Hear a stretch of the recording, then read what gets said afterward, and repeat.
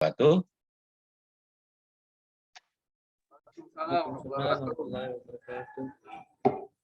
Jadi selamat pagi Bapak Ibu sekalian. Syukur alhamdulillah pada pagi hari ini kita bisa bertemu kembali, ya, bisa bersilaturahmi kembali dalam kegiatan COP ini. Ya.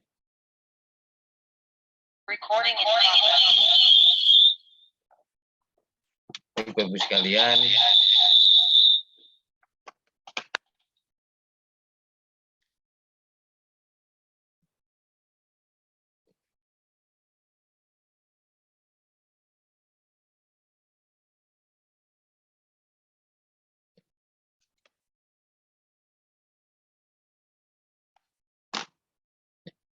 baik, saya lanjutkan. Mohon maaf ada sedikit gangguan.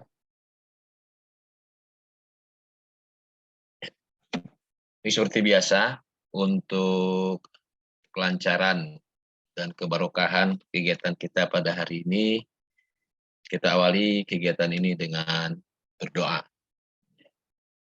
Berdoa menurut agama dan kepercayaan masing-masing. Mulai.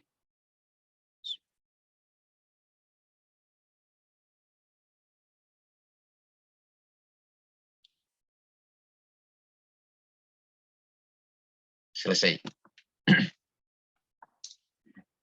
Baik Bapak Ibu sekalian, pada hari ini merupakan kegiatan yang ketujuh ya, kegiatan ketujuh.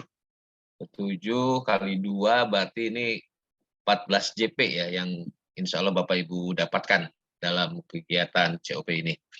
Mudah-mudahan jumlah JP yang diperoleh ini berpengaruh positif terhadap capaian angka kredit Bapak Ibu sekalian.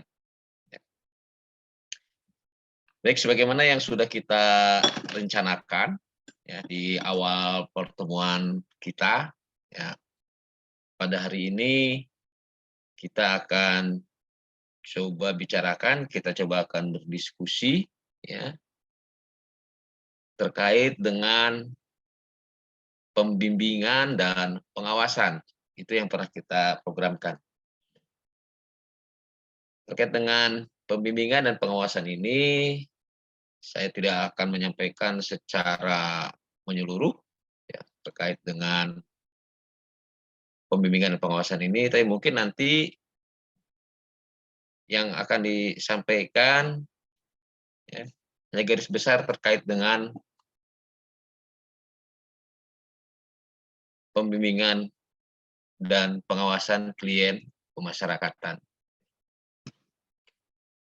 Dan nanti juga dalam kesempatan ini saya akan mencoba untuk memberikan kesempatan kepada Bapak ataupun Ibu untuk berbagi pengalaman ya, atau terkait dengan apa yang Bapak Ibu pahami dalam hal pembimbingan dan pengawasan ini.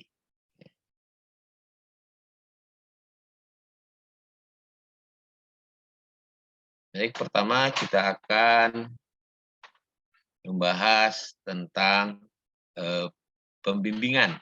Ya. Terutama hal yang ingin saya sampaikan terkait dengan pembimbingan ini adalah konsep pembimbingan yang ada di dalam ataupun yang tertuang di dalam Undang-Undang Nomor 22 Tahun 2022 tentang pemasyarakatan. Bagaimana Undang-Undang Pemasyarakatan ini menyebutkan ataupun menjelaskan terkait dengan pembimbingan.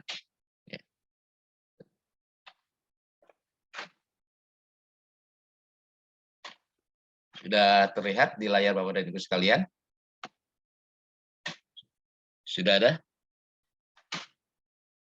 Oke, mohon informasinya sudah bisa dilihat? Siap, sudah Bapak. Siap, sudah Bapak. Oke, baik. Kalau kita lihat ya, di sini saya sampaikan terkait dengan konsep pembimbingan dalam Undang-Undang Nomor 22 Tahun 2022 tentang pemasyarakatan. Artinya ketika berbicara konsep ini tidak hanya berbicara tentang definisi saja, ya. Tidak hanya berbicara tentang satu hal saja, tapi di dalam ketika berbicara tentang konsep pembimbingan itu akan ada beberapa hal yang terkandung di dalam Undang-Undang Nomor 22 Tahun 2022. Apa saja itu? Ya, ini saya ringkas dari apa yang terdapat di dalam Undang-Undang Pemasyarakatan.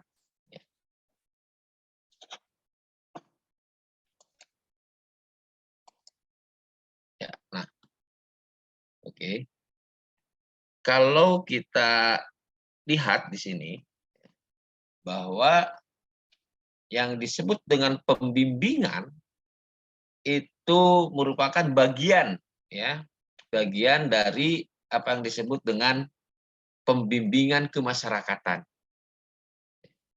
Sekali lagi, pembimbingan itu merupakan bagian dari pembimbingan kemasyarakatan.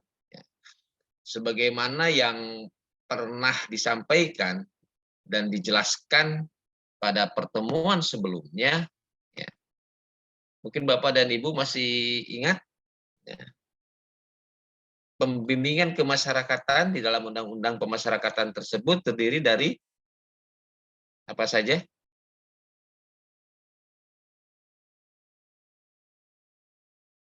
Ya, masih ingat? Pembimbingan kemandirian dan kepribadian, Pak. Izin, Pak. Enggak. Oke. Sekali lagi biar jelas maksudnya nih ya. Di dalam Undang-Undang Pemasyarakatan, ya, ada yang disebut dengan pembimbingan kemasyarakatan. Ya, itu yang ada dalam Undang-Undang PAS. Nah, di dalam pasal yang ada dalam undang-undang tersebut itu membagi atau menjelaskan apa saja itu pembimbingan kemasyarakatan itu meliputi apa saja. Satu, meliputi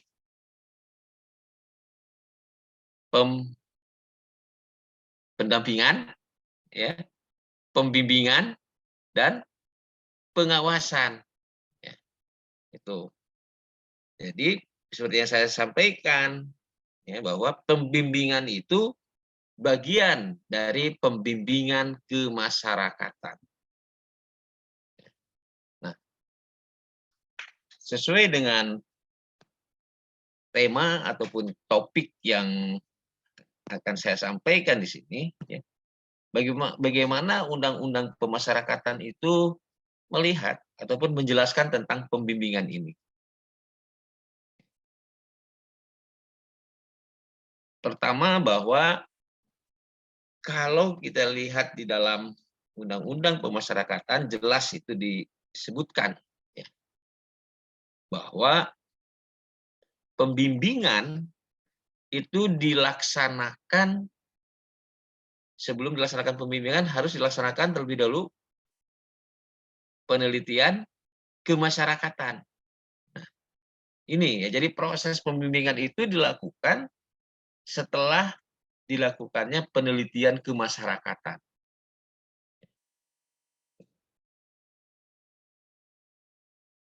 Nah, sekarang, ya, apakah, ya, pembimbingan yang selama ini dilaksanakan itu sudah berdasarkan ataupun dilakukan terlebih dahulu litmasnya atau tidak?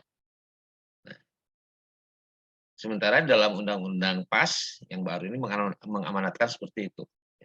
Nah, kalau kita bandingkan antara Undang-Undang PAS yang lama dengan Undang-Undang PAS yang baru ini, di Undang-Undang PAS yang baru, ini penjelasan ataupun uraian tentang tugas Bapas atau tentang kebapasan, tentang kepekaan, itu dituangkan secara detail, ya, di undang-undang ini. Lebih detail daripada undang-undang yang sebelumnya.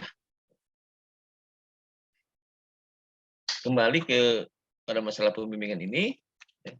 Jadi intinya bahwa pembimbingan ataupun program, ya, di sini dalam hal ini pembimbingan ini adalah program, dilaksanakan berdasarkan hasil penelitian kemasyarakatan. Nah, terkait dengan hal ini, seringkali ya ada yang bertanya, litmas untuk program pembimbingan. Nah, jadi dalam hal ini karena ada pembimbingan, maka pembimbingan ini ya, akan berhubungan dengan litmas, yaitu dengan adanya program pembimbingan ini, maka dalam litmas ada litmas untuk pembimbingan. Nah, ini yang seringkali kadang-kadang keliru ya, kita kaitkan dengan masalah litmas. Kadang-kadang kita keliru, ya ada yang keliru, pada saat pembimbing kemasyarakatan melaksanakan litmas, ya ada permintaan litmas untuk pemberian program PB, ya, dalam rekomendasinya itu ya, menyebutkan, ya, dalam rekomendasinya menyebutkan tentang bagaimana program pembimbingan setelah dibapas. Nah, padahal ya, program pembimbingan setelah dibapas itu dilaksanakan ketika ya, narapidana tersebut sudah menjadi dan tercatat sebagai klien bapas. Ada yang disebut dengan litmas untuk pembimbingan. Jadi rekomendasi untuk program pembimbingan itu tidak dibuat atau tidak dibikin pada saat TK melaksanakan litmas untuk pemberian program integrasi, misalnya program PB. Itu mungkin Bapak dan Ibu pernah melihat, pernah membaca, ataupun bahkan mungkin menjadi pelaku ya. Pada saat litmas PB ada rekomendasi yang berbunyi ya, setelah mengikuti pembimbingan itu dituangkan dalam rekomendasi litmas PB. Dan bahkan kadang-kadang kalau saya lihat di dalam selama saya menjadi pembimbing di dalam penulisan laporan litmas, kadang-kadang dalam case plan dan case plan itu berbunyi ya, kegiatannya itu kegiatan ketika sudah dibapas. Padahal kliennya kan masih di lapas. Nah, ini saya sekaligus mengingatkan kembali ya, kaitannya dengan hal itu. Jadi sekali lagi ya, untuk karena di sini dijelaskan bahwa pembimbingan itu dilaksanakan setelah dilakukannya litmas, maka untuk rekomendasi pembimbingan itu ya dituangkan pada saat litmas pembimbingan. Litmas pembimbingan ini dilaksanakan setelah klien tercatat sebagai klien bapas, sudah terregister di bapas. Untuk menentukan program pembimbingan. Nah, dalam pembimbingan ini, ya, ada beberapa hal ya. Ketika berbicara konsep pembimbingan, di sini Anda bicara tentang fungsi. Fungsi pembimbingan itu apa sih? Untuk apa? Kemudian pelaksananya siapa? Kemudian subjeknya siapa? Kemudian penyelenggaraannya bagaimana?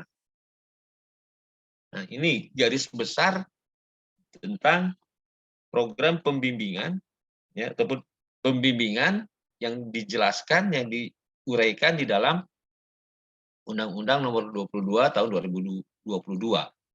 Ya. Sekarang bicara tentang fungsi. Apa itu fungsi pembimbingan? Ya. Ini dijelaskan ya, di dalam undang-undang tersebut, ya, disebutkan ya, bahwa pembimbingan ya, digunakan. Nah, ketika ada kata-kata digunakan, berarti itu merujuk kepada fungsi. Ya. Itu di dalam pasal 56 atau 55, mungkin Bapak dan Ibu bisa lihat kembali ya dalam undang-undang tersebut dijelaskan bahwa pembimbingan kemasyarakatan meliputi pendampingan, pembimbingan dan pengawasan. Kemudian pasal berikutnya menjelaskan ya yang dimaksud dengan pendampingan, pembimbingan, pengawasan, ya, itu salah satunya menyebutkan tentang pembimbingan. Ya. Pembimbingan digunakan untuk memberikan bekal dalam meningkatkan kualitas mental dan spiritual, intelektual, keterampilan, dan kemandirian bagi klien. Ini. Ya. Sekali lagi bahwa fungsinya itu adalah untuk memberikan bekal dalam meningkatkan kualitas mental dan spiritual, intelektual, keterampilan, dan kemandirian bagi klien. Nah, untuk ya mengimplementasikan fungsi ini, maka dibuatlah program. Nah, sekarang program yang dapat menunjang pelaksanaan fungsi ini, ya, yaitu fungsinya untuk meningkatkan kualitas mental, ya, intelektual, keterampilan, dan kemandirian bagi klien. Ya, tadi sudah ada yang menyebutkan, ya, misalnya, jadi program pembimbingan, ya, yang dapat, ya, atau sebagai wujud pelaksanaan fungsi itu program pembimbingannya apa? Sering kita sebutkan itu. Bapak dan Ibu sudah tidak asing. Ya. Program yang bagaimana nih? Programnya, pembagian programnya apa saja? Sehingga itu bisa meningkatkan kualitas mental spiritual, intelektual, keterampilan, dan kemandirian bagi klien. Yaitu program pembimbingan, berarti jenis programnya apa saja? Ya. Ini selama ini sudah Bapak Ibu kenal itu ya. Itu jenis programnya. Program apa? Mungkin Kang Didin bisa menyebutkan? Ya. Kepribadian, Kepribadian dan kemandirian. Nah, iya. Oke. Program kepribadian dan kemandirian. Kemandirian. Ya, oke. Ya. Jadi ini ya. Berbicara fungsi, karena berbicara fungsi berarti di situ bicara program. Jenis programnya apa saja yang dapat mendukung upaya peningkatan kualitas mental dan spiritual seterusnya itu adalah program pembimbingan, kemandirian, dan kepribadian. Jadi itu yang harus diprogramkan oleh pembimbing kemasyarakatan. Nah, kemudian dalam berikutnya bicara tentang siapa yang melaksanakan pembimbingan ini.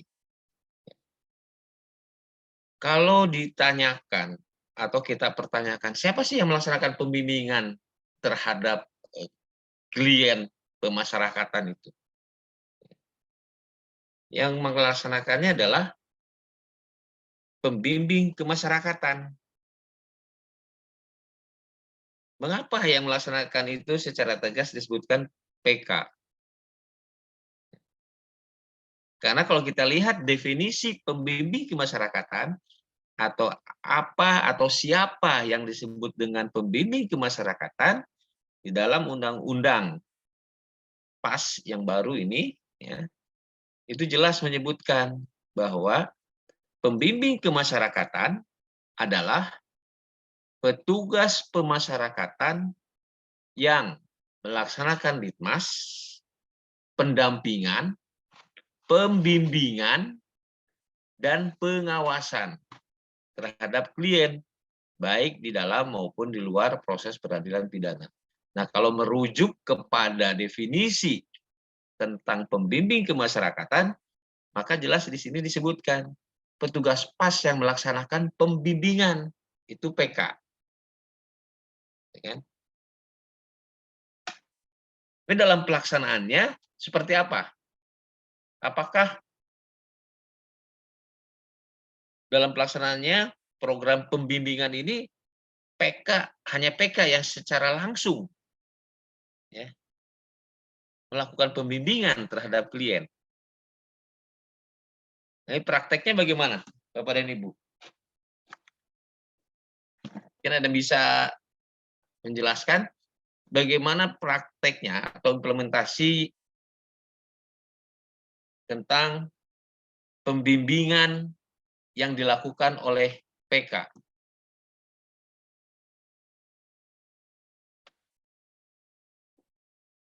Oke, silahkan Bapak dan Ibu. Apakah hanya PK ya, atau hanya PK saja yang secara langsung memberikan pembimbingan ketika berbicara definisi tentang PK ini? Di sini kan disebutkan PK adalah petugas PAS ya. Petugas PAS yang melaksanakan ditmas pendampingan pembimbingan. Nah, disebutkan di sini PK melaksanakan pembimbingan. Dalam prakteknya, dalam pelaksanaannya ya, secara teknis apakah memang PK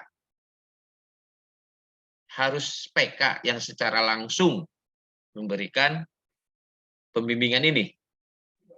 Tidak, Pak. Nah, coba mungkin Mas Angga bisa jelaskan bagaimana Mungkin kita dalam bisa, pelaksanaannya. dalam pelaksanaan mungkin kita kan bisa ada kerjasama dengan Pokmas juga, Pak. Untuk Ya. proses pembimbingan nanti, misalnya kalau ke Pekanbaru kan ada pembimbingan, misalnya pembimbingan kepribadian dengan Pokmas Lipasnya itu kayak Yayasan Mercusuar, Pak. Selain itu, Ya. PK juga bisa bimbingan konseling secara pribadi kepada klien. Jadi tidak mesti harus PK, Pak, semua itu. Terima Oke. kasih, Pak. Baik, Mas Angga ya. Oke, seperti itu ya. Jadi artinya ketika kita melihat definisi tentang PK, karena di sini disebutkan PK ya, adalah petugas PAS yang melaksanakan pembimbingan, itu tidak diartikan bahwa pembimbingan itu hanya dilakukan oleh PK. Tetapi dalam hal ini PK ya, bisa bekerja sama dengan pihak lain untuk melaksanakan program itu. Untuk melaksanakan program yang dapat mengimplementasikan fungsi tadi. Nah, tadi disebutkan oleh Mas Angga adanya Pokmas ya, saat ini sudah dikenal ya, apa yang namanya Pokmas Lipas ya, kelompok masyarakat peduli pemasyarakatan. Nah, untuk menunjang ya, mendukung, mensupport pelaksanaan program pembimbingan ini ya, maka mungkin nanti dipilih, dicari ya Pokmas yang memang terkait dengan kegiatan yang akan diberikan. Ya, di sini kalau kita lihat fungsi pembimbingan tadi ya, meningkatkan kualitas mental dan spiritual. Ini kelompok masyarakat yang mana nih yang sesuai dengan kebutuhan.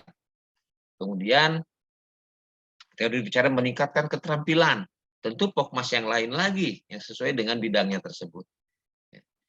Jadi sekali lagi, walaupun di sini disebutkan pelaksananya adalah PK, tetapi dalam implementasinya PK dapat bekerja sama ya, dengan pihak lain yang terkait sesuai dengan kebutuhan. Ya. Kemudian konsep pembimbingan kemasyarakatan yang ada di dalam Undang-Undang Pemasyarakatan ini bicara tentang subjek. Ya. Subjeknya itu siapa? Subjeknya adalah klien pemasyarakatan. Ya. Subjeknya adalah klien pemasyarakatan. Apa yang disebut dengan klien pemasyarakatan? Klien pemasyarakatan adalah seseorang yang berada dalam pembimbingan kemasyarakatan. Nah, berarti di sini ya ketika kita lihat pengertian klien pemasyarakatan, ya, disebutkan seseorang yang berada dalam pembimbingan kemasyarakatan. Berarti seseorang yang berada dalam pendampingan, seseorang yang berada di dalam pembimbingan, dan seseorang yang ada dalam pengawasan, ya, baik dewasa maupun anak. Karena di sini disebutkannya di dalam Undang-Undang PAS tersebut, ya, klien PAS itu adalah seseorang yang berada dalam pembimbingan kemasyarakatan. Jadi kalau kita lihat di sini ya di dalam Undang-Undang PAS ini ada perbedaan yang sangat mendasar, apa yang disebut dengan pembimbingan kemasyarakatan, apa yang disebut dengan pembimbingan.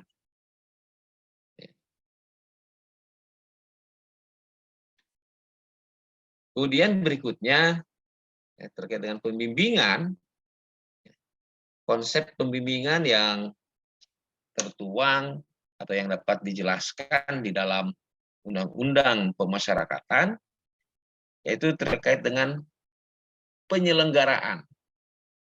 Terkait dengan penyelenggaraan. Terkait dengan penyelenggaraan ini, ya, itu pertama menjelaskan tentang pentahapan pembimbingan. Yang kedua, menjelaskan tentang waktu. Pertama, tentang pentahapan. Pentahapan ini dimulai dari penerimaan klien dan pemberian program. Itu. Kemudian untuk waktu dia bicara tentang durasi, ya. Kemudian tahapan proses hukum, ya, artinya kapan ini pembimbingan ini dilakukan dikaitkan dengan tahapan proses hukumnya. Kemudian pengakhiran, jadi kapan pembimbingan itu berakhir. Ya. Dan bicara waktu, ya, ataupun berapa lama ya, si klien PAS ini mendapatkan pembimbingan.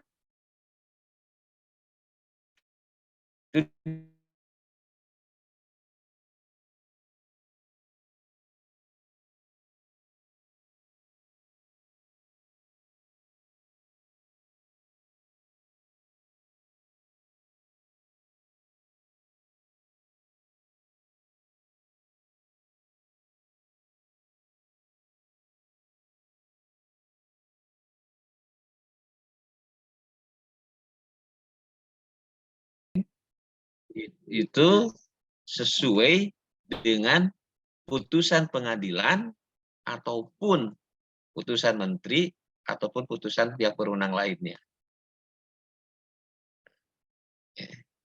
Jadi memang kita tidak bisa tentukan berapa lama, itu tergantung ya, tergantung putusan pengadilan ataupun keputusan menteri ya, ataupun pejabat berwenang lainnya. Jadi untuk setiap klien kan pasti berbeda-beda. Nah, kemudian ya, pembimbingan ini ketika ditinjau dari waktu berdasarkan tahapan proses hukum, maka berdasarkan Undang-Undang PAS ini dijelaskan, ya disebutkan bahwa pembimbingan ini dilakukan terhadap klien dapat diberikan pada tahap pra-adjudikasi, dapat diberikan pada klien pada tahap adjudikasi dan post-adjudikasi atau pasca adjudikasi. Ini yang dijelaskan ataupun dituangkan di dalam Undang-Undang Pemasyarakatan tersebut. Nah, kemudian juga terkait dengan waktu, pembimbingan itu ada batas waktunya. Jadi ada yang disebut dengan pengakhiran.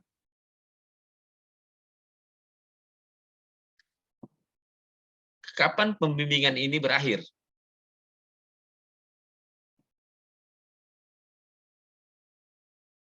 Silakan Bapak dan Ibu, kapan pembimbingan ini berakhir?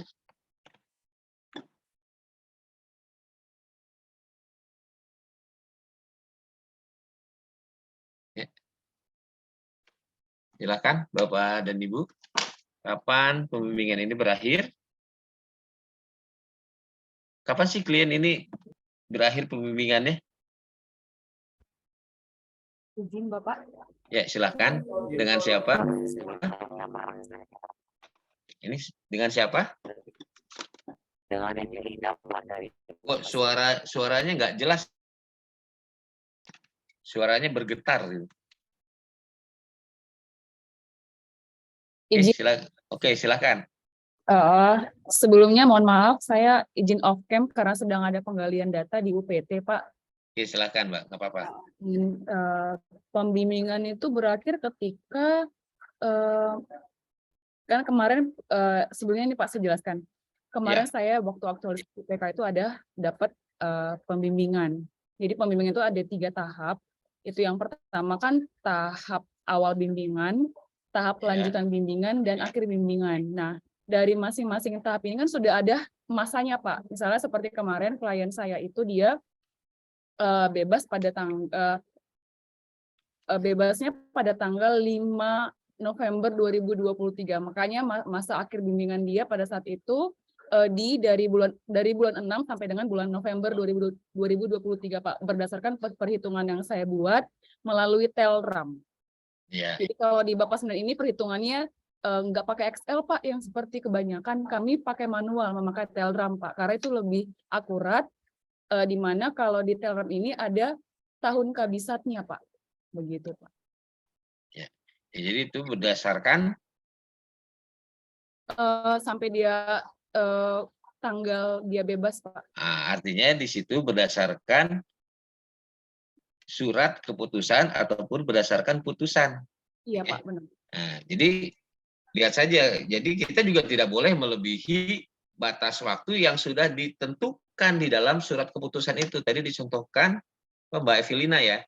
Iya, Pak. Itu dicontohkan misalnya PB. Ya. Dia dalam SKPB-nya sampai tanggal berapa, sampai kapan. Nah, disitulah berakhirnya. Ya. Dan ketika berakhir itu ya harus dibuatkan surat pengakhiran. Itu. Kemudian selain berdasarkan surat keputusan tadi, ya, berdasarkan apa lagi pengakhiran itu dilakukan karena apa lagi?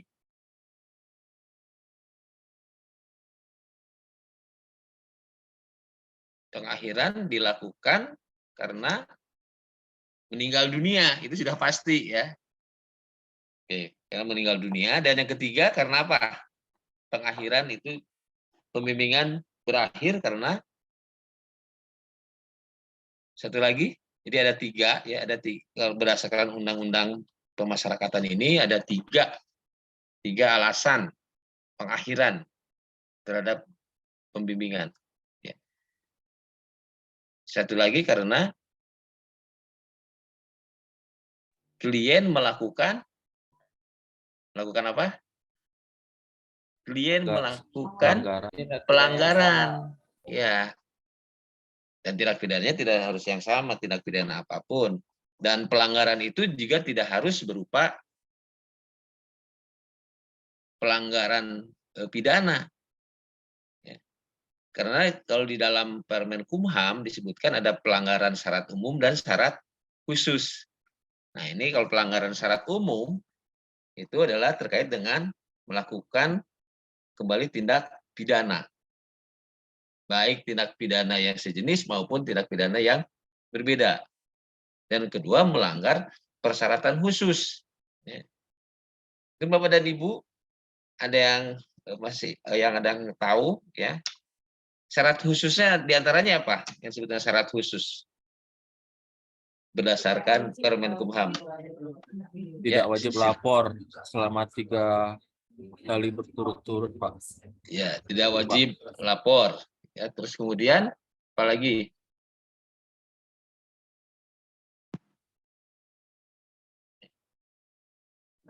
Tidak melaporkan alamat rumah, alamat domisili kalau nggak salah. Ya, tidak melapor kepindahan domisili. Terus apa lagi?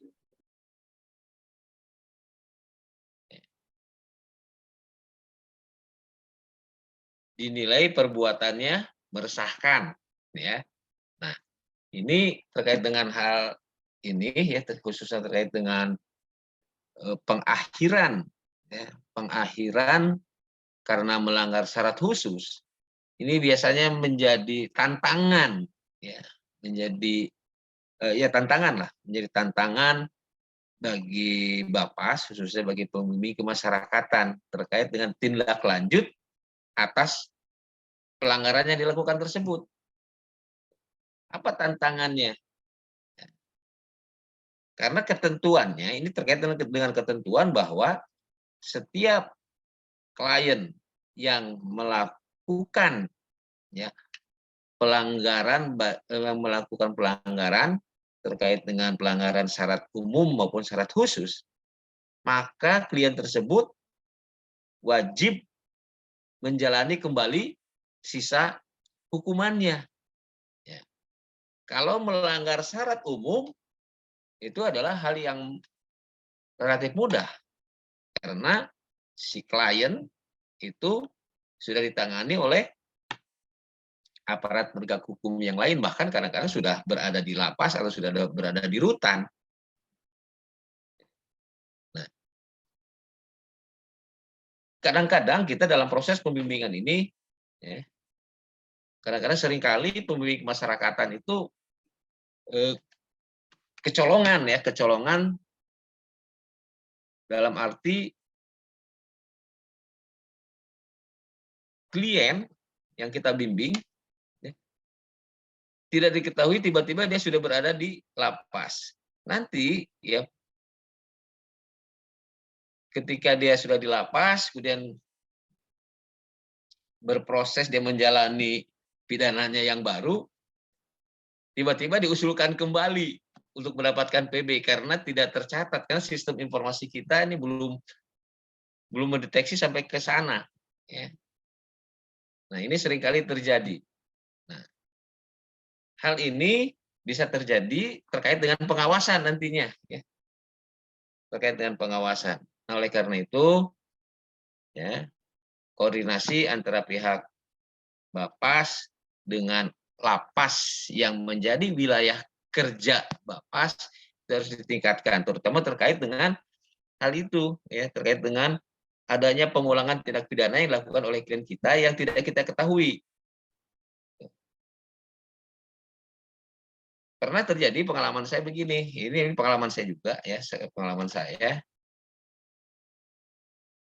Ketika saya melaksanakan litmas untuk klien si X, ya, di suatu lapas, tahu-tahu saya bertemu dengan klien saya, klien bimbingan yang saya bimbing. Tiba-tiba dia sudah ada di lapas tersebut, sedang menjalani apa istilahnya proses hukum di situ, sedang menjalani pidana yang baru. Gitu. Nah, itu bisa terjadi padahal ya kita sudah berkoordinasi dengan ketua RT setempat pada saat melakukan kunjungan rumah. Ya. Tapi informasi itu tidak kita terima informasi itu. Nah, ini memang proses pengawasan ini menjadi suatu hal yang penting ya, untuk bisa mengetahui ya, apakah klien kita ini bisa menjalankan kehidupannya dengan baik sesuai dengan ketentuan atau tidak. Nah, ini. Jadi sekali lagi yang pengakhiran itu kembali kepada masalah pengakhiran terjadi atau dapat dilakukan karena adanya pelanggaran terhadap syarat umum maupun syarat khusus. Ini. Kemudian ya, tadi memang disebutkan ya bahwa pembimbingan ya, berakhir karena sesuai dengan batas waktu yang sudah ditetapkan, sesuai dengan batas waktu yang sudah diputuskan secara formal, baik itu putusan pengadilan ataupun ya, ataupun berdasarkan keputusan menteri ketika mendapatkan PB ataupun keputusan kepala kantor wilayah misalnya. Itu berakhir. Tetapi bukan berarti si klien kita ini ya, bukan berarti si klien kita ini tidak dapat melanjutkan bimbingan kembali ya. Jadi di sini di dalam undang-undang pemasyarakatan ya, dijelaskan ada yang disebut dengan bimbingan lanjut. Ya. Yang disebut dengan bimbingan lanjut. Nah, ini ya. Jadi ini ada garis putus-putus, artinya ini tidak harus, ya, tidak harus ini. Ya. Selesai pembimbingan tidak harus atau tidak wajib melakukan bimbingan lanjutan. Artinya bimbingan lanjutan ini, ya, tidak semua klien, ya, yang berakhir masa pembimbingannya itu mendapatkan masuk kepada tahap bimbingan lanjutan. Apa yang disebut dengan bimbingan lanjutan? Ya, ini di dalam Undang-Undang Pemasyarakatan yang jelaskan. Ya, di dalam penjelasan, ya, di dalam bagian penjelasan dalam Undang-Undang Pemasyarakatan disebutkan bahwa bimbingan lanjutan adalah kegiatan untuk membantu mantan narapidana dan anak binaan yang memerlukan pendampingan untuk berintegrasi dalam kehidupan masyarakat. Untuk berintegrasi dalam kehidupan masyarakat. Artinya kalau kita melihat definisi ini, ya, jadi siapa saja yang berhak mendapatkan bimbingan lanjutan? Kalau melihat definisi ini.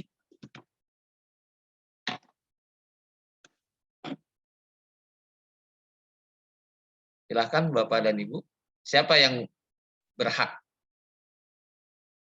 mendapatkan program bimbingan ini?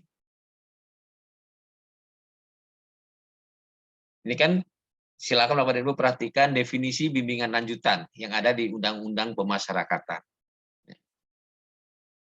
Disebutkan bahwa bimbingan lanjutan adalah kegiatan untuk membantu mantan narapidana dan anak binaan yang memerlukan pendampingan untuk berintegrasi dalam kehidupan masyarakat.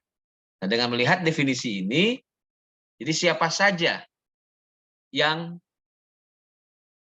berhak mendapatkan bimbingan lanjutan? Siapa saja?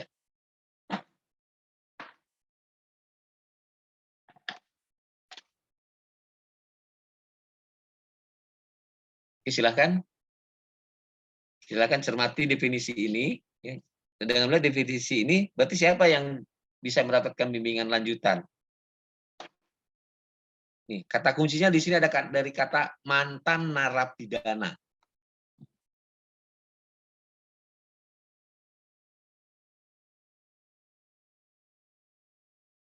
Berarti siapa saja di sini?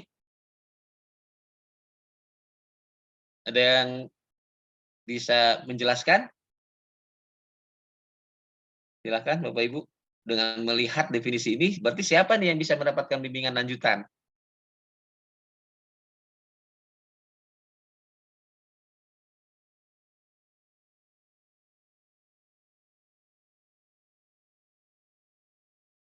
Oke, ada?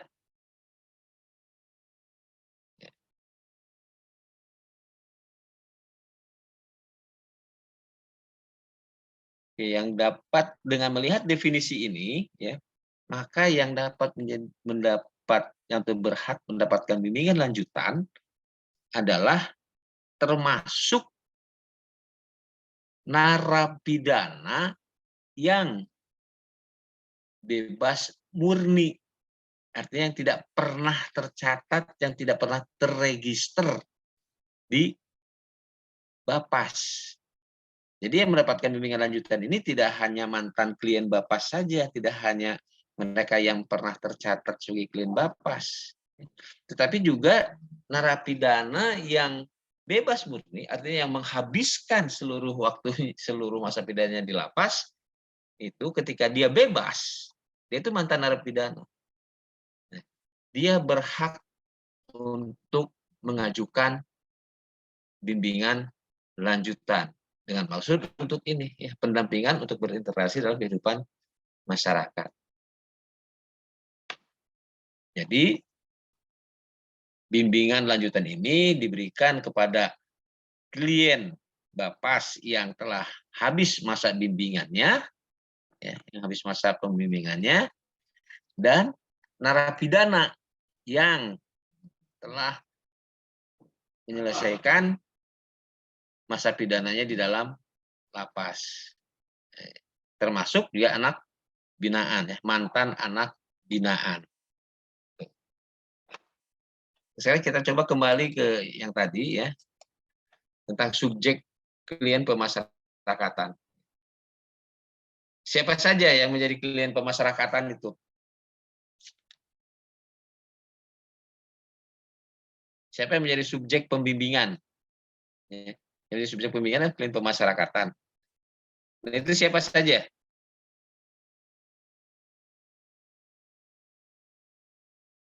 Yang selama ini Bapak Ibu ketahui siapa saja yang menjadi klien Bapas itu siapa saja?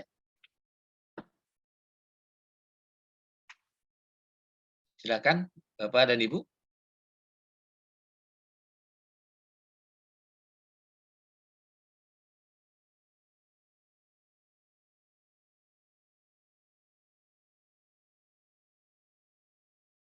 Silakan Bapak ada ataupun Ibu.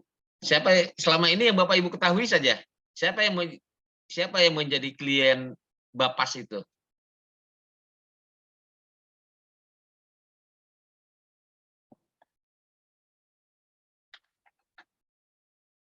Oke. Siapa saja yang menjadi klien Bapas?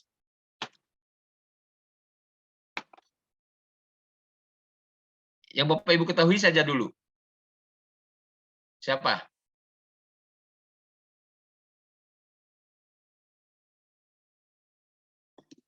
Siapa yang melakukan program pembimbingan di Bapas?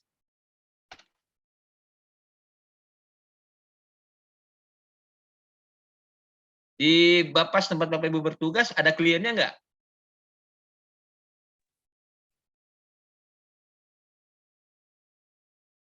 Jadi tolong direspon ya Bapak dan Ibu. Izin Pak, Di klien di Bapas tempat Bapak Ibu bertugas ada kliennya enggak? izin ada Pak. Yaitu Ada, siapa Pak. saja? Dewasa dan anak Pak yang sudah mendapatkan putusan Pak dari dari kementerian Pak untuk integrasi ataupun pelaksanaan asimilasi di rumah Pak. Ya, berarti yang menjadi klien Bapak dan Ibu itu adalah mereka yang mendapatkan program integrasi, baik itu PB, CB, maupun CMB. Ya. Atau yang berdasarkan putusan, ya, bagi anak berdasarkan putusan pengadilan. Nah, selain itu, ada lagi enggak? Selain yang disebutkan tadi, selain yang sedang menjalani program integrasi ataupun asimilasi di rumah. Pak, yang melaksanakan bimbingan lanjutan, Pak. Yang melaksanakan bimbingan lanjutan, ya. Kemudian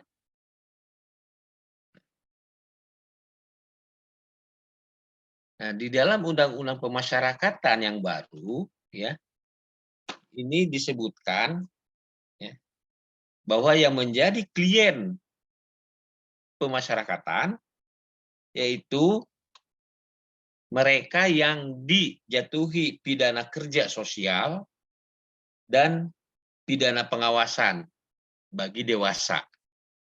Ya. Jadi di Undang-Undang Pemasyarakatan ini visinya sudah jauh ke depan. Ya.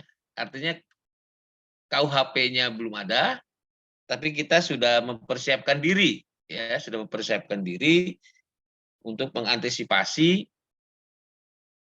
putusan, ya, tentang pidana kerja sosial atau pidana pengawasan bagi dewasa. Kemudian yang menjadi klien juga kalau untuk anak, ya, yaitu adalah pidana pengawasan, pidana dengan syarat, ya, pelatihan kerja dan pembinaan dalam lembaga, itu bagi anak. Jadi bagi anak yang diputus pidana peringatan, yang diputus pidana dengan syarat, diputus pelatihan kerja ya, dan pembinaan dalam lembaga itu ya, yang disebut dengan klien pemasyarakatan. Nah, yang menjadi persoalan ya,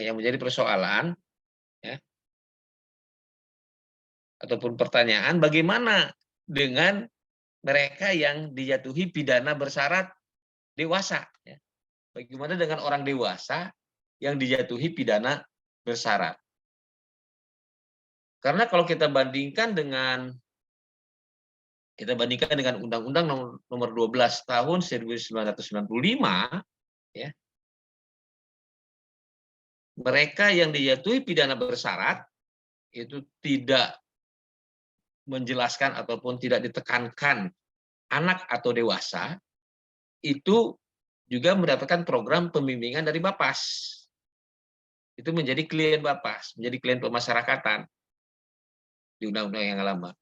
Tetapi sekarang kalau kita lihat ya, di sini ada penekanan pidana dengan syarat bagi anak.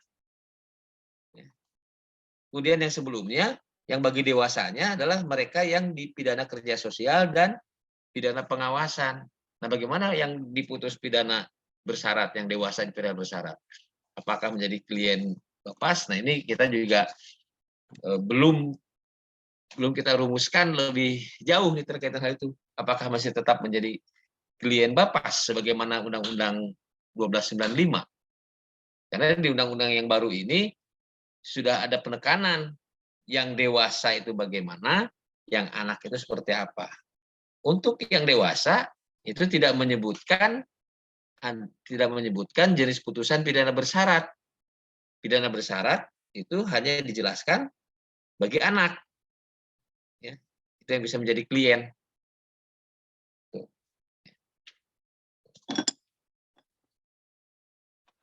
Oke, baik Bapak dan Ibu. Ya. Sampai di sini ada pertanyaan terkait dengan pembimbingan.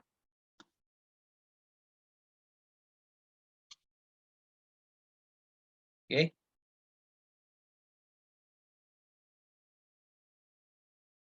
Silakan Bapak dan Ibu. Ada yang perlu ditanyakan terkait dengan konsep pembimbingan di dalam Undang-Undang Nomor 22 Tahun 2022.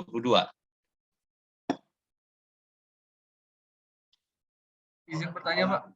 Oke, silakan. Dengan Mas siapa? Dengan Rizky, Pak. Dengan Rizky, silakan Mas. Pak, izin Pak, terkait pembimbingan ini, Pak. Apakah PK itu Ya, boleh gimana? melakukan pembimbingan terhadap klien itu di luar Pokmas, Pak? Maksudnya begini. Jadi kita melaksanakan pembimbingan terhadap klien itu, menurut saya out of the box sih, Pak. Katakanlah kita punya teman atau rekan yang bisa menyalurkan hobi dia. Katakan si klien ini suka di bidang otomotif, gitu. Sementara kita punya teman membuka bengkel, lalu kita titipkan klien kita di situ. Apakah memungkinkan, Pak, seperti itu? Baik, terima kasih. Ya. Prinsipnya, ya, prinsip pembimbingan, ya, kita lihat kembali pada fungsi, ya, fungsi pembimbingan sesuai yang ada dalam konsep. Itu penekanannya adalah untuk meningkatkan keterampilan. Ya, salah satunya ya, fungsinya adalah meningkatkan keterampilan. Nah, jadi dalam hal ini, ya, pihak manapun ya yang dapat menunjang, yang dapat membantu, mensupport tercapainya ya pelaksanaan fungsi tadi, maka itu silahkan dilakukan. Artinya tidak program pembimbingan yang diberikan kepada klien itu tidak mesti atau tidak harus melalui Pokmas. Pokmas itu menjadi salah satu ya, menjadi bagian yang dapat menunjang pelaksanaan program pembimbingan. Jadi tidak harus ya. Bisa saja ya, program pembimbingan itu dilaksanakan dengan pihak lain. Tetapi dalam hal ini, ketika kita sekarang sudah mengenal Pokmas tersebut, sudah ada apa yang disebut dengan Pokmas, maka suatu hal yang lebih baik ketika potensi misalnya tadi kata Mas Rizky, punya teman yang memiliki potensi itu bergabung di Pokmas. Tetapi ketika tidak bergabung pun, program pembimbingan tetap dapat dilakukan. Tetapi dalam hal ini, ya, dalam pelaksanaannya, sebelum dilakukan program pembimbingan, ya, harus dibicarakan di awal, ya, bagaimana bentuk kerjasamanya, apa hak dan kewajiban masing-masing pihak, itu harus dibicarakan di awal. Jadi pada prinsipnya tetap ada kerjasama, ya, yang dilakukan, karena seperti yang disampaikan tadi bahwa pembimbingan itu tidak harus PK langsung yang memberikan bimbingan, tapi juga bisa bekerjasama dengan pihak lain. Nah, ketika berbicara kerjasama dengan pihak lain, maka proses kerjasama ini harus dilakukan dengan matang, dengan baik. Jangan sampai nanti terjadi persoalan ketika pembimbingan ini berlangsung. Ya. Jadi intinya silakan, ya, silakan melakukan program pembimbingan dengan sistem sumber yang belum tergabung di Pokmas. Mungkin itu ya, Mas Rizky ya. Gimana Mas Rizky? Siap, terima kasih atas jawabannya, Pak. Ya, baik, terima kasih. Ada lagi? Ada lagi Bapak Ibu? Ada lagi yang mau ditanyakan? Tadi yang terkait dengan Mas Rizky tadi, ya, sebetulnya kan yang temannya Mas Rizky itu adalah potensi. Nah, supaya lebih optimal lagi, mungkin si potensi ini bisa bergabung di Pokmas. Ya, tapi kalaupun tidak, bukan suatu kesalahan, ya, ketika si klien Mas Rizky tadi misalnya itu mendapatkan program pembinaan dari apa istilahnya, dari sistem sumber tadi. Oke. Baik, Bapak Ibu sekalian.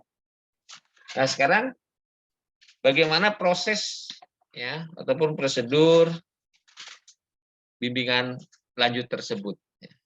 Bagaimana cara mantan napi, ya, kalau kita lihat di istilah bimbingan lanjut ini, ya, bagaimana mantan narapidana dan mantan anak binaan ini, ya, dapat menjadi klien dalam program bimbingan lanjutan. Itu prosesnya adalah mereka mengajukan, ya, bisa mereka yang mengajukan ataupun menyampaikan permohonan. Nah, permohonan yang disampaikan oleh mereka itu bisa karena inisiatif dari mereka, dari anak binaan atau inisiatif dari mantan napi, dapat juga permohonan ini karena adanya rekomendasi dari pembimbing kemasyarakatan. Sekali lagi, bisa inisiatif dari mantan napi atau bisa inisiatif dari mantan klien, ya, artinya kliennya sudah habis masa bimbingannya, bisa juga karena rekomendasi dari PK. Misalnya, mereka punya klien dan habis masa bimbingannya karena batas waktu yang ada dalam surat keputusan. Nah, berdasarkan hasil evaluasi dari PK, ya, menginformasikan kepada klien tersebut, ya, bahwa sebenarnya misalnya si klien itu sebaiknya mendapatkan bimbingan lebih lanjut. Artinya dinilai masih memerlukan pembimbingan. Jadi PK hanya sebatas merekomendasikan saja apakah nanti si klien tersebut, si mantan klien ini akan bermohon atau tidak, itu sepenuhnya menjadi hak si mantan klien itu, menjadi hak si mantan napi itu. Dan kemudian, ya, ketika ada narapidana ya, ketika ada mantan napi, ketika ada mantan klien, ya, itu menyampaikan permohonan untuk memperoleh bimbingan lanjutan, ya, Bapas, dalam hal ini kepala Bapas, ya, tidak wajib untuk menerima permohonan tersebut. Ya. Dapat saja dengan pertimbangan-pertimbangan tertentu, dengan penilaian-penilaian tertentu, permohonannya tidak dikabulkan. Bisa saja seperti itu. Ya. Oke. Baik, sampai sini ada yang ditanyakan?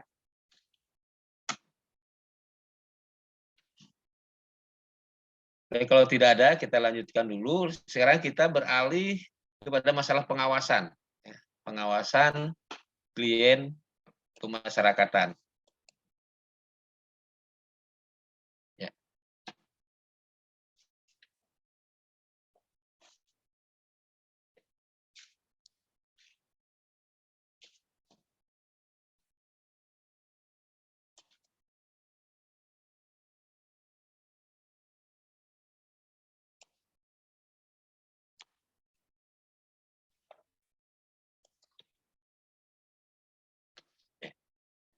Berikutnya kita berbicara tentang pengawasan klien pemasyarakatan.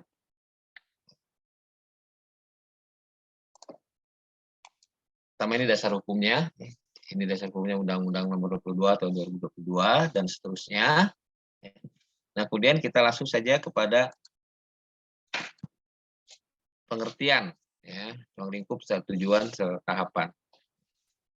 Jadi pengertian pengawasan yang terkait dengan klien pemasyarakatan, yaitu pengawasan adalah kegiatan pengamatan, penilaian, dan penindakan terhadap pelaksanaan program layanan, pembinaan, dan pembimbingan warga binaan pemasyarakatan berdasarkan rekomendasi laporan Litmas dan atau putusan penetapan hakim agar program kegiatan dapat berjalan sesuai dengan rencana yang telah ditetapkan.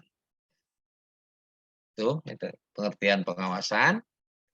Kemudian ruang lingkupnya apa saja, ya, terkait dengan pengawasan ini, yaitu pengawasan terhadap program layanan, ya, program pelayanan, program pembinaan, dan program pembimbingan. Tujuannya adalah, ya, pertama, memastikan pelaksanaan program pembimbingan sesuai dengan rencana, kemudian mengetahui hambatan dan kesulitan pelaksanaan pembimbingan, dan menemukan solusi dan menentukan tindakan korektif. Kemudian berikutnya tahapannya, ya, pertama mempelajari dasar hukum, ya, atau pedoman atau standar kontrak bimbingan, kemudian melakukan pengamatan dan pengumpulan fakta dan data, kemudian ketiga melakukan penilaian dengan membandingkan pelaksanaan dan dasar hukum atau standar, dan menentukan masalah dan hambatan serta solusinya, dan yang kelima memberikan tindakan korektif, ya, berupa teguran, ya, maupun pencabutan ataupun pembatalan.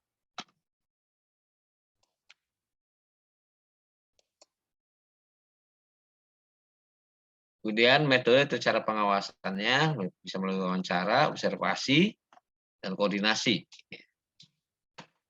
Kemudian waktunya misalnya pada saat lapor diri, ya, pada saat home visit, atau pada situasi-situasi insidental.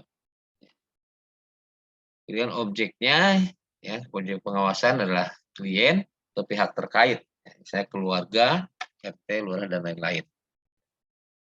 Nah, pelanggaran atau penyimpangan itu bisa terkait dengan pengawasan, itu yang diawasi terkait dengan apakah ada pelanggaran syarat umum atau ada pelanggaran syarat khusus. Kemudian tindakan yang dapat diambil adalah peningkatan atau revisi program, kemudian atau pencabutan program integrasi. Ini tindakannya. Jadi berdasarkan hasil pengawasan tadi, ternyata misalnya program pembimbingannya kurang tepat atau kurang menunjukkan hasil yang diharapkan, maka bisa saja program bimbingan yang diberikan dirubah. Kemudian dampak dari pengawasan bisa terkait dengan akhirnya program bimbingan, ya. Kemudian dengan dicabutnya program tersebut harus menjalani sisa masa pidana atau pengurangan hak-hak dalam pembinaan.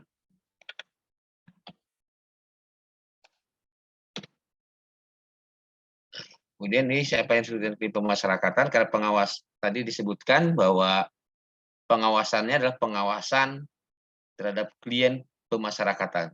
Itu. Dengan demikian, siapa yang diawasi?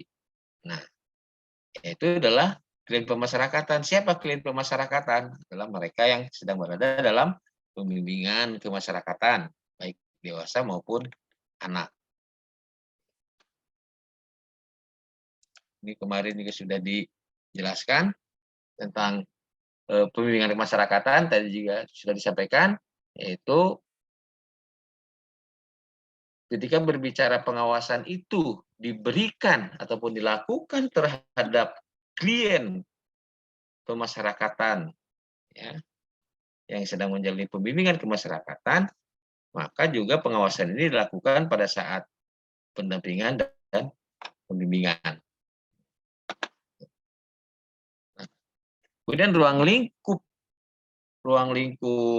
pengawasan, ya, ada dua hal, ya, sebagian, ya. Jadi yang termasuk dalam ruang lingkup pengawasan itu bisa meliputi terkait dengan pencabutan, ya, pencabutan program, termasuk juga terkait dengan izin keluar negeri. Nah, jadi izin keluar negeri dan pencabutan itu bagian dari pengawasan.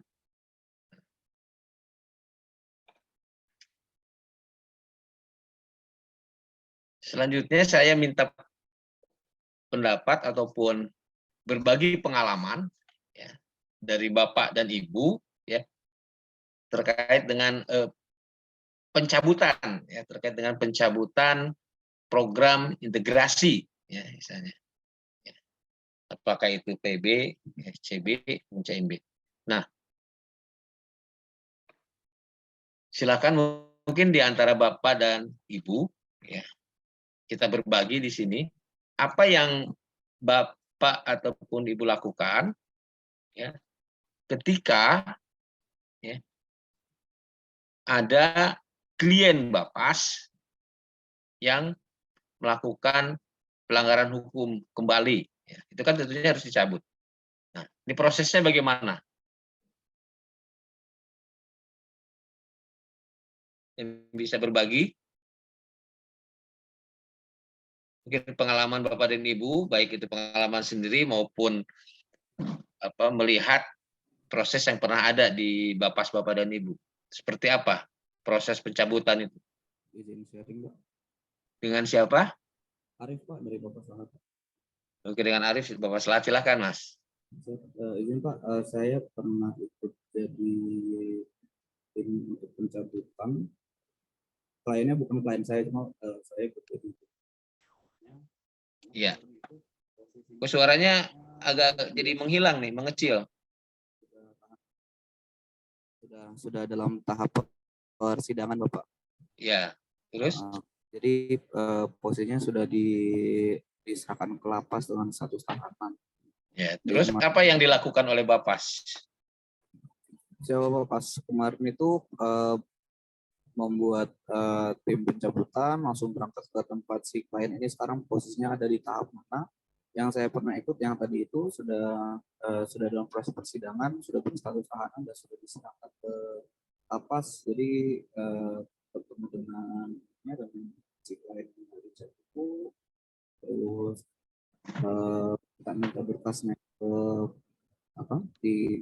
itu kan sudah limpah dari kejaksaan ke sudah dalam proses peradilan, jadi koordinasi juga dengan kejaksaan untuk minta berkas-berkas ketika PD1 sama koordinasi juga dengan kepolisian yang menangkap. Cuma memang sebelum-sebelumnya pencabutan ini seringnya terjadinya ketika klien ini sudah berada di tahap peradilan, Bapak. Ya.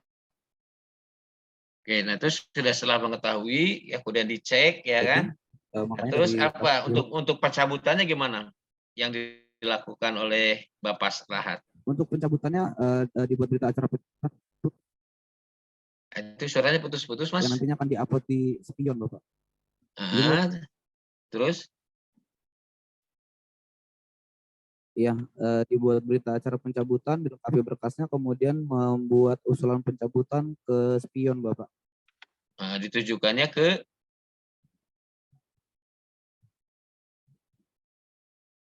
Ditujukannya kemarin ke mana ya?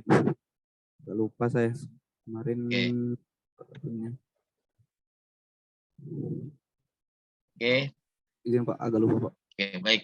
Terima kasih ya berbagi pengalamannya. Apa-apa, Mas. Baik, kita langsung saja buka ya, terkait dengan mekanisme proses pencabutan PB, CB, dan izin keluar negeri ini ya. Jadi yang kita bahas ini, seperti saya sampaikan tadi, yang terkait dengan pengawasan, yaitu sebagiannya adalah tentang mekanisme proses pencabutan dan proses izin keluar negeri. Karena mungkin saja ada di antara klien Bapak dan Ibu itu yang mengajukan izin keluar negeri. Nah, kita harus tahu ya, alasan yang dapat diberikan itu apa ya, alasan yang mana seorang klien itu diizinkan ke luar negeri.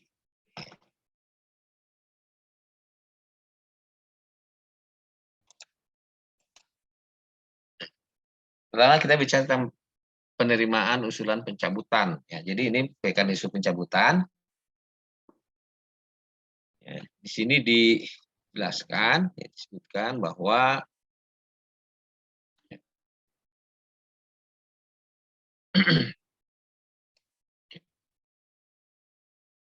ya, nih. Kapan pencabutan ini diusulkan, yaitu ketika klien melakukan pelanggaran syarat umum atau klien melakukan pelanggaran syarat khusus. Nah, itulah alasan mengapa dilakukan usulan pencabutan.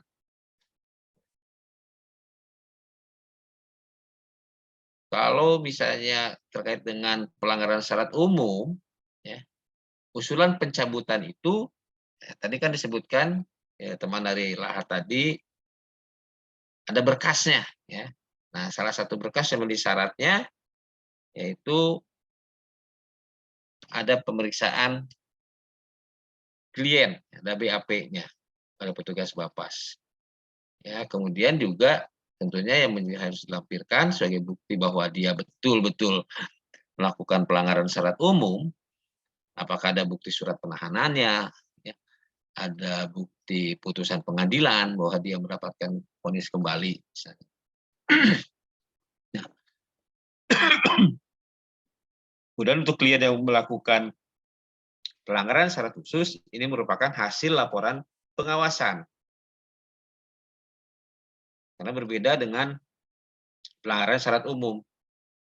Kalau pelanggaran syarat khusus ya tentunya ini harus berdasarkan laporan ya dari PK misalnya pada saat melakukan visit misalnya, ataupun ada informasi dari warga sekitar tempat tinggal klien, misalnya klien itu meresahkan, misalnya klien itu meresahkan, sehingga ketika itu meresahkan sebetulnya itu sudah memenuhi ya ketentuan,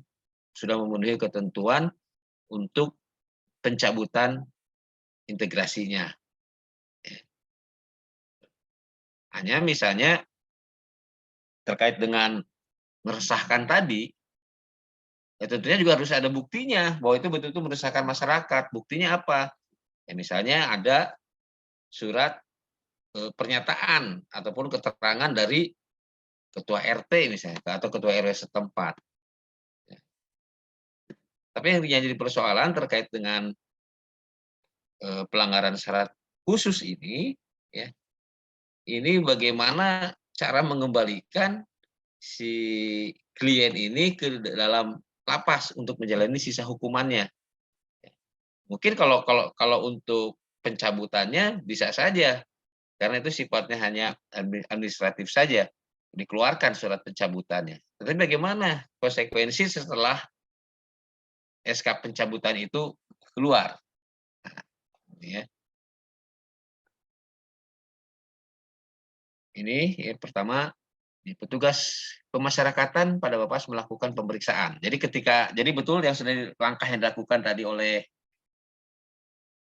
teman kita dari Lahat, ya, begitu ada informasi itu dilakukan pemeriksaan, ya, dilakukan BAP.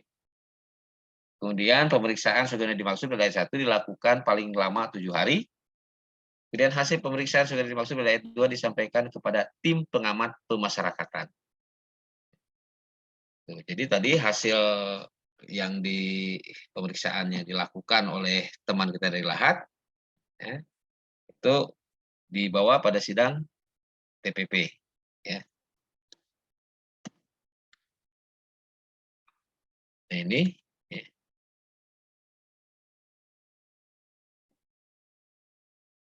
Nah ini di sini masih tertera, ya, masih tertera pencabutan sementara.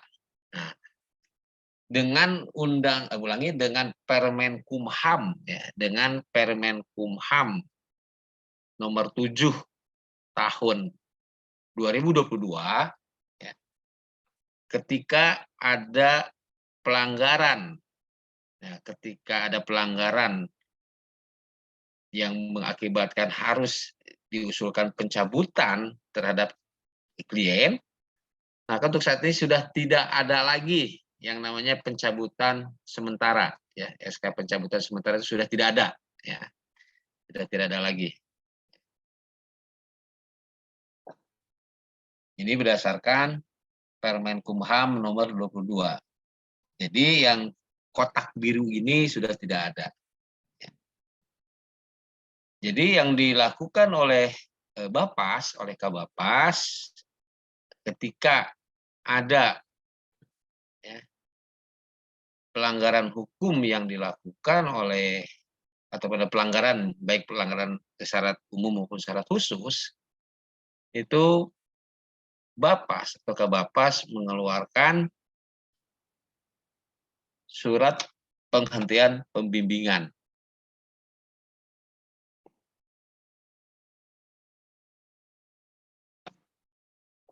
Nah, ini di sini, ya.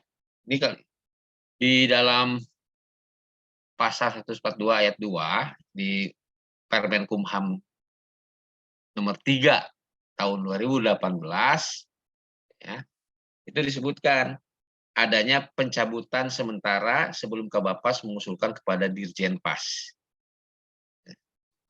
Kemudian juga di Permen Kumham yang di Permen Kumham 3 2018 itu tidak menyebutkan adanya pengawasan yang dilakukan oleh Kabapas ketika ada klien yang dicabut hak integrasinya. Dengan adanya Permen Kumham nomor 7 tahun 2022, ya, pasal 1 pasal 142 menjadi satu pasal, ya, yaitu di ayat 5-nya, berdasarkan usulan pencabutan segera dimaksud pada ayat 4, Kepala Bapas melakukan penghentian pembimbingan. Ya. Jadi dalam hal ini ketika ada usulan pencabutan akibat pelanggaran syarat umum atau syarat khusus, ya, berdasarkan surat usulan itulah Kepala Bapas melakukan penghentian pembimbingan.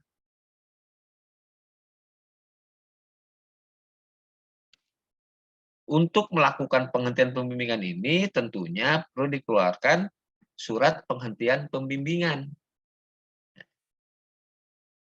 Kemudian, ya, ini kalau berdasarkan Permen Kumham nomor 7 tahun 2022, ya, ini ada ketentuan nih. Ya, ketentuannya juga mungkin agak apa ya istilahnya menjadi tanda tanya. ya, ini disebutkan terhadap klien yang dikenakan penghentian pembimbingan, Kepala Bapas tetap melakukan pengawasan.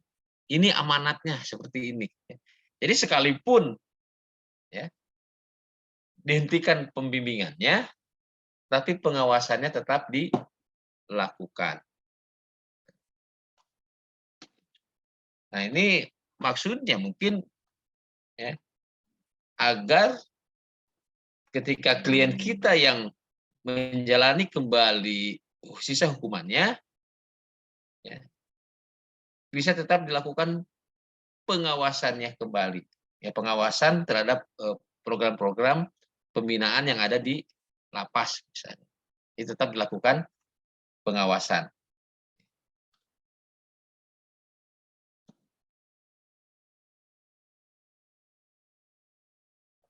Ini ya, bagaimana prosesnya. Ya. Jadi usulan pencabutan kepada Dirjen Pemasyarakatan sesuai rekomendasi sidang TPP. Jadi ketika tadi sudah dilakukan pemeriksaan ya oleh tim dari Bapas misalnya, kemudian hasil pemeriksaan itu dibahas dalam sidang TPP. Nah, berdasarkan rekomendasi sidang TPP inilah Kabapas mengusulkan pencabutan. Kemudian di sini dijelaskan bahwa berdasarkan usulan pencabutan sebagaimana dimaksud pada ayat 4, Kepala Bapas melakukan penghentian pembimbingan, tadi sudah disampaikan. Nah, terhadap klien yang dikenakan penghentian pembimbingan, Kepala Bapas tetap melakukan pengawasan.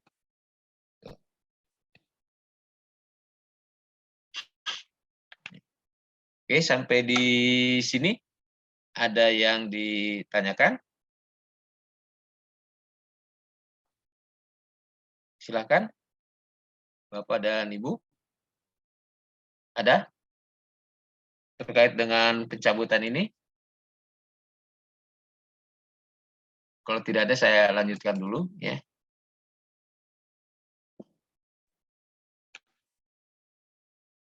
Ini sudah. Oke, ada? Ini suaranya kecil. Pak Tatan, Ya, silakan. izin bertanya, kalau terkait dengan pencabutan tadi, Pak, Ya. kan tadi pencabutannya ada yang dengan alasan syarat umum dan syarat khusus, Pak. Ya. Apabila klien ini yang dilanggar adalah syarat khusus, bagaimana untuk mekanisme pencabutannya, Pak? Kenapa? Kenapa, Mas? Suaranya kurang jelas. Bagaimana kalau diulangi, Mas? Izin. Ya, jadi begini, Pak. Ya. Ini kan tadi untuk pencabutan kan ada pencabutan karena pelanggaran syarat umum dan syarat khusus, Pak. Ya. Nah, untuk syarat khusus itu pelanggaran untuk syarat khusus itu bagaimana mekanisme pencabutannya, Pak? Kalau mekanismenya sama, Mas. Ya. Hanya mungkin nanti bukti-bukti pelanggaran khusus itu terjadi. Ya, contoh kan pelanggaran khusus itu misalnya salah satunya tadi disebutkan meresahkan masyarakat, ya, masyarakat di sekitarnya. Ya. Nah, ada nggak bukti bahwa si klien itu memang meresahkan masyarakat yang ada di sekitarnya? Nah, kemudian ya diupayakan, ya kan begitu ada informasi, ada laporan dari masyarakat, memang ini tidak mudah, ya. Didatangi si klien, atau si kliennya dipanggil, atau kita mendatangi klien, kan? Dikonfirmasi, ya kan? Kemudian apabila memang benar klien itu meresahkan, ya, jadi konfirmasi ini juga tidak hanya kepada klien, tetapi juga kepada masyarakat yang ada di sekitar klien. Nah, itu tadi sempat saya sampaikan. Misalnya buktinya ada surat pernyataan, misalnya dari warga sekitar, itu kan menjadi bukti. Atau ada surat pernyataan dari ketua RT atau ketua RW setempat. Nah, inilah yang dibawa ke sidang TPP. Memang untuk yang sudah saya sampaikan di awal, ya, untuk kasus pelanggaran syarat khusus, ini memang bukan hal yang mudah. Ya. Mungkin kalau untuk administrasinya tidak terlalu sulit.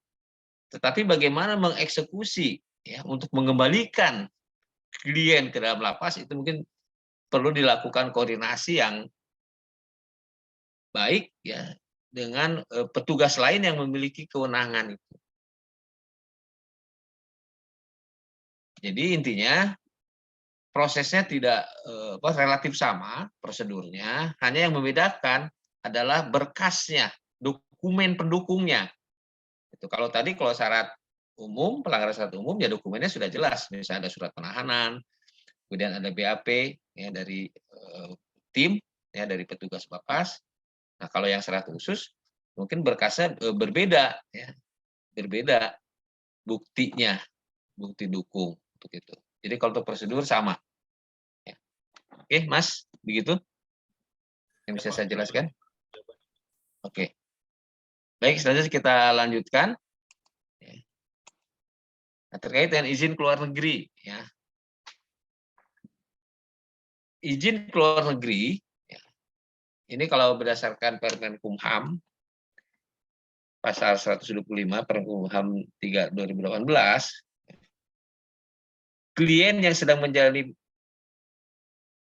yang mendapatkan ya izin keluar negeri ini disebutkan ya, klien yang sedang menjalani PB, cuti menjelang bebas, cuti bersyarat, dilarang bepergian. Jadi dilarang, tetapi kecuali mendapat izin dari menteri. Jadi dalam hal ini ya, klien Bapas dapat bepergian ke luar negeri sepanjang mendapat izin dari menteri. Jadi izinnya dari menteri. Ya. Nah, kemudian ya,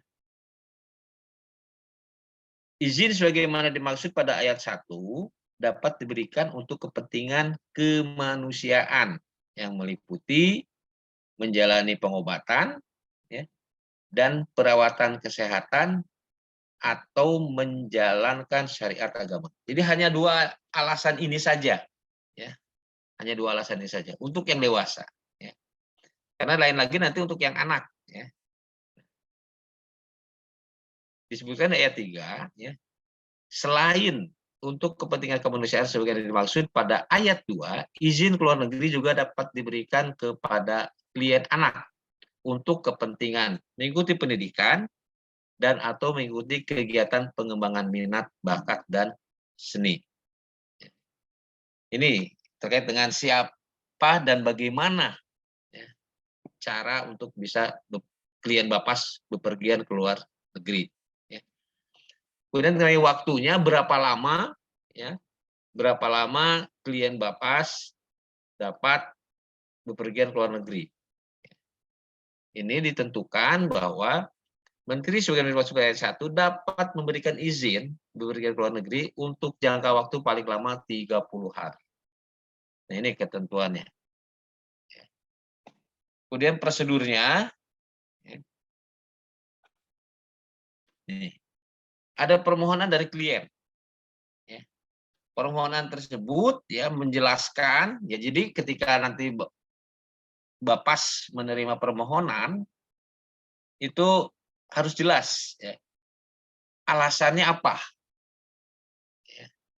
Alasannya apa, kemudian waktunya kapan, dan tempatnya tujuannya kemana. Ya. Ini terkait dengan alasan dalam surat permohonan ini menjadi penting.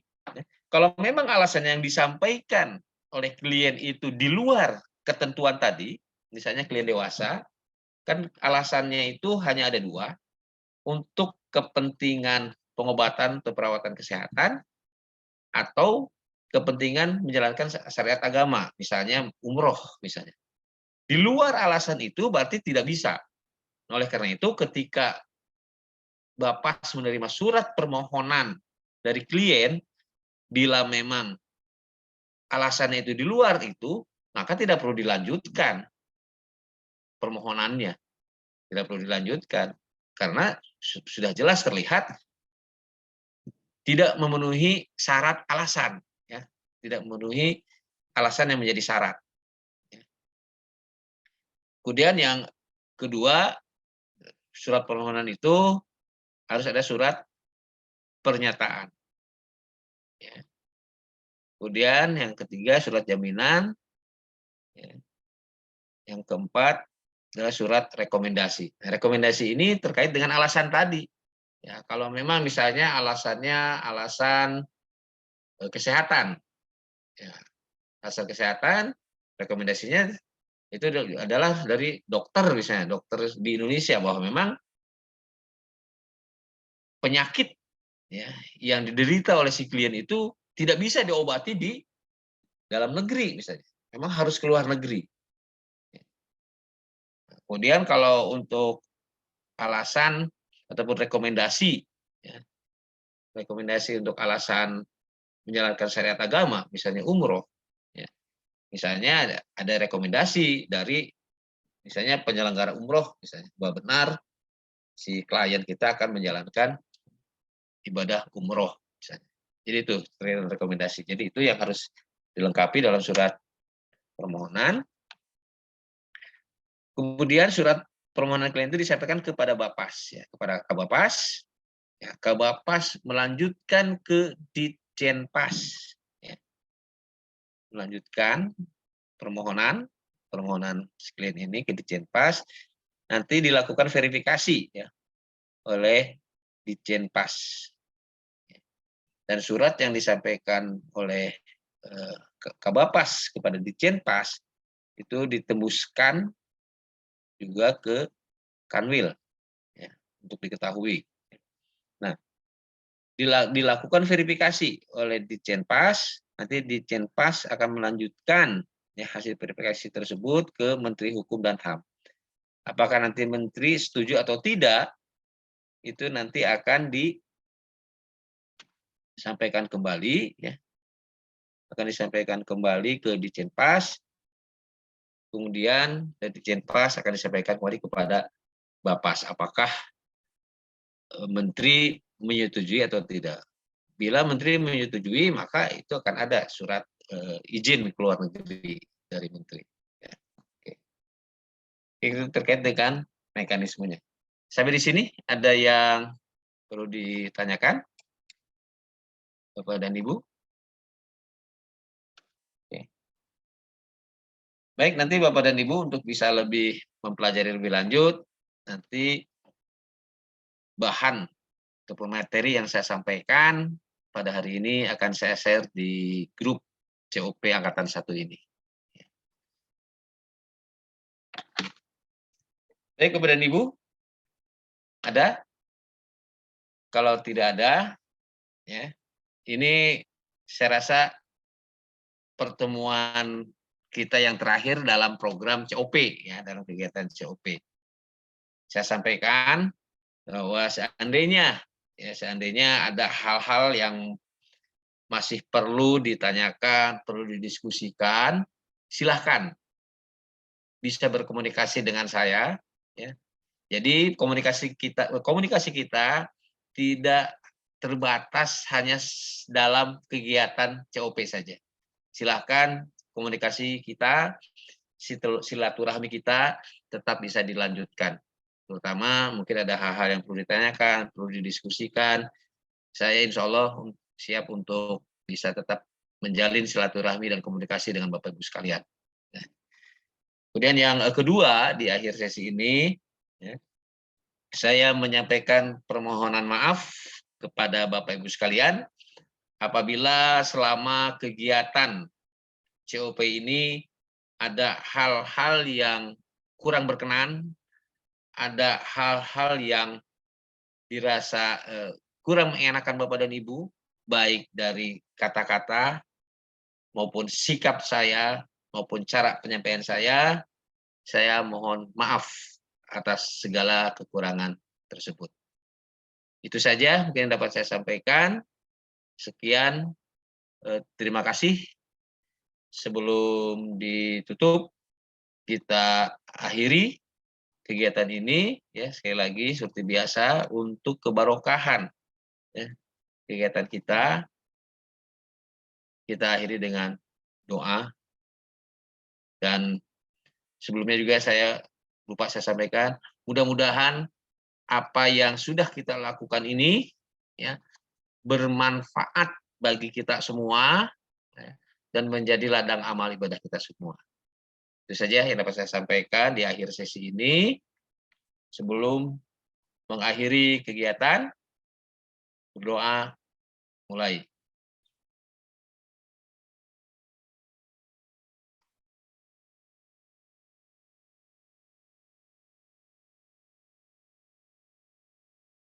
Selesai.